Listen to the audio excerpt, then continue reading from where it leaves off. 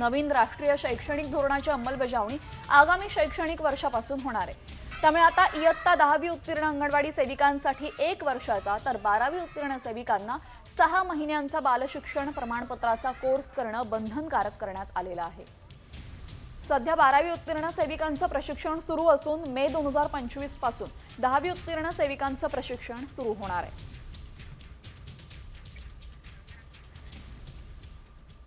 तर पहिले 4 दिवस सलग प्रशिक्षण होणार आहे।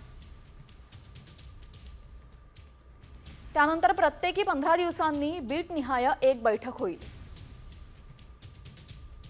15 दिवसांच्या अंतराने 5 बैठका होतील।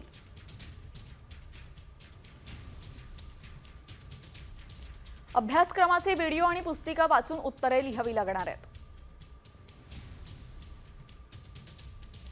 अंगणवाडी सेविकांच्या प्रगतीवर पर्यवेक्षकांची नजर आणि मार्गदर्शनही असेल।